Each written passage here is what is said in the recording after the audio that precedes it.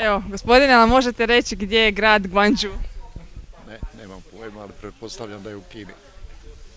Blizu ste. Ali možete reći gdje je grad Gwangju? Nemam pojma, u Kini. Blizu. A znate vi? Ako nije u Kini, onda je u Mongoliji. Veliko sportsko natjecanje na kojem sudjeluje mnogo mladih sportaša odvija se u Gwangju. Ja sam Bruno Erent, nastupam na atletskoj disciplini 20.000 metara hodanje. Godinu i pol, zapravo skoro već 2 godine se bavim ovom disciplinom, inače prije sam bio trkač. Ja se zovem Rupčić, bavim se veslanjem. U Južnu Koreju idem u dvojicu na pariće za lake veslače sa partnerom Marijanom Filipovićem. Bavim se veslanjem već 10 godina uz neke kratke pauze zbog nekih ozljeda. Pa bude tu uvijek nekih svađa, poneka svađica, ne tokom natjecanja, najčešće tokom treninga, nekih priprema gdje provodimo stvarno i po 5, 6 i više sati dnevno na treningu zajedno trenirajući. Obožavam kuhati i onda su mi uvijek neki recepti na pameti. Jednom tjednu imamo zumbu u klubu ili si doma pustim nekakav video, onda plešem uz to.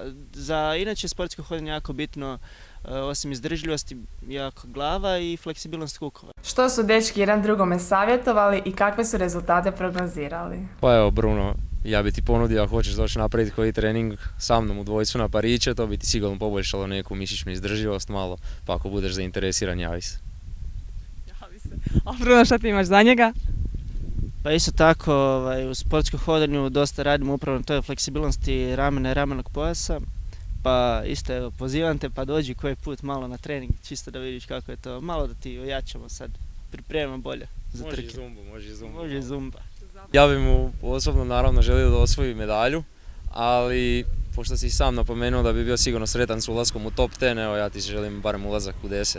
Tebe minimalno čekam ulazak u A finale, a onda idemo probiti taj zid i uzeti medalju. Znak zahvalnosti našim sportašima što su odvojili malo vremena za nas. Mi smo pripremili par riječi koje će im dobro doći u dalekoj Južnoj Koreji. Bog se kaže, Annyeonghaseyo.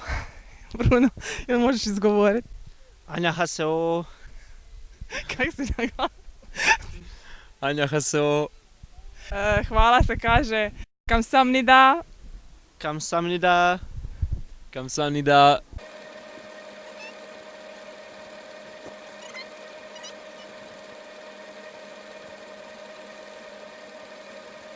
Gladan? Bi go pumida. Nida. Bi go pumnida. Bi go pumida. Žedan? Mo maureumnida.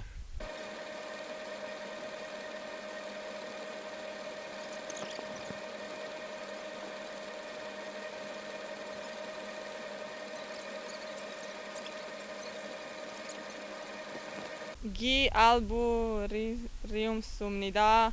Annyeonghaseyo. Kamsamnida.